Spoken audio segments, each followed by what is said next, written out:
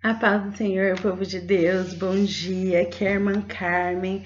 Gostaria desde já agradecer a todos que têm acompanhado as mensagens que eu tenho comentado aqui no canal. Gostaria de estar agradecendo, né? Sejam poucos, sejam o número que for, ainda assim eu agradeço a todos que estão curtindo compartilhar a mensagem de Deus comigo. E a mensagem de Deus que eu gostaria de compartilhar hoje, ela está escrita no livro de Cantares de Salomão e ela fala sobre alguém muito especial para Jesus, a noiva de Cristo. Quem é cristão, quem costuma frequentar a igreja, sabe que é um amor à parte, sabe que realmente é uma situação em que realmente arde o nosso coração, de tanto amor. E aí eu gostaria de comentar, ela está escrita no livro de Cantares, no capítulo 6, verso 10, e diz assim a palavra de Deus. Quem é essa que aparece como a alva do dia, formosa como a lua, brilhante como o sol, formidável, como um exército com bandeiras? E aí no capítulo 8, no verso 6 e o 7, está escrito assim: Põe-me como um selo sobre o teu coração, como selo sobre o teu braço, porque o amor é forte como a morte e duro como a sepultura. O ciúme e suas brasas são brasas de fogos e labaredas do Senhor. As muitas águas não poderiam apagar esse amor, nem os rios afogá-lo, ainda que alguém desse toda a fazenda de sua casa por este amor, certamente a desprezaria. E aqui a gente vê uma coisa magnífica, né? Deus falando através de um homem que estava cheio de amor. Nesse caso, Salomão, ele estava apaixonadíssimo por Sulamita, e quando ele fala no capítulo 6, quem é esta? Salomão está vendo Sulamita, mas Deus está vendo a igreja. Jesus está vendo a igreja, a noiva dele. Então ele está cheio de amor, ele está encandecido de amor por aquela noiva, né? E aí ele fala que o amor é muito forte, ele é forte como fogo, ele é labareda de fogo. E nós somos a igreja de Cristo, eu, você, nós somos essa noiva em que Deus anela por ela, que Deus é apaixonado por ela. E é incrível que essa noiva, ela é um conjunto. Ela é a minha oração com a sua oração, com todo aquele povo.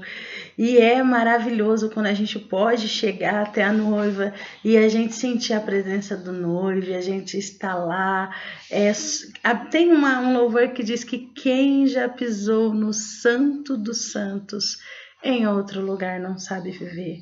Quem sentiu uma vez um pouquinho do sabor de estar na presença de Deus, estar lá diante do Senhor, jamais consegue viver em outro lugar. Pode rodar, pode sair, mas ele vai voltar, ele vai querer saborear novamente a presença de Deus de tão magnífico que é. Eu não consigo comparar com nada, eu não consigo explicar. Tão grande, é maravilhoso, tem louvores que falam sobre esse grande amor que Deus sentiu pela igreja, pela noiva dele, por aqueles que fazem a vontade de Deus, por aqueles que realmente querem e se entregam para esse Deus maravilhoso, que abandonam os seus eus, as suas vontades e decidem viver uma vida com Cristo intensa, de um amor assim maravilhoso. Incrível, que para mim tem tudo a ver com o que está escrito no livro de João, capítulo 1, no livro 40, no verso 47. E eu vou ler com vocês aqui na Bíblia, que está escrito a seguinte frase, né? Esse aqui é Jesus falando. Está escrito assim: Jesus viu Natanael vir ter com ele e disse-lhe: Eis aqui um verdadeiro israelita, em quem não há dolo. Dolo, para quem não sabe, é falsidade, mentira, engano.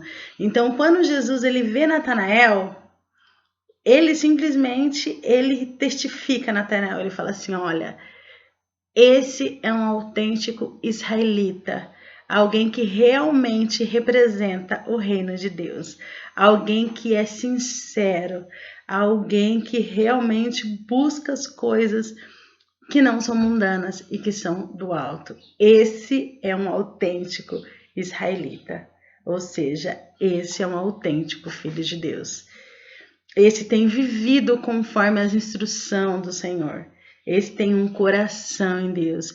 E eles procuravam Jesus, eles queriam saber quem é Jesus. E quando Natanael, ele recebe aquele convite, olha, encontrei o Messias, aquele do qual Moisés citava, a primeira coisa que Natanael diz, é incrível, é maravilhoso essa passagem. Ele disse assim, de onde vens tu? Jesus respondeu, disse-lhe, um pouquinho antes, lá no verso 45, Felipe, ele achou Natanael e disse-lhe, havendo achado aquele a quem Moisés escreveu na lei e os profetas, Jesus de Nazaré, filho de José, disse-lhe Natanael, pode vir alguma coisa boa de Nazaré? Disse-lhe Felipe, vem e vê. Ou seja, só você conhecendo ele para você saber de quem a gente está falando. E quando Jesus vê ele, a primeira coisa que Jesus fala, eis aí, um verdadeiro israelita. Eu não sei se vocês conseguem entender, mas é incrível que já aconteceu comigo. Às vezes a gente chega num determinado ambiente e a gente quer adorar, a gente quer clamar ao Senhor, a gente quer estar em comunhão com Deus. E de repente já existe algo pronto, porque eu particularmente eu não vim de berço cristão, né? Eu não tive, meus pais eles não eram cristãos. Hoje eles são, mas eles não eram. E a gente sabe como é difícil a gente se introduzir num grupo que já existe, né?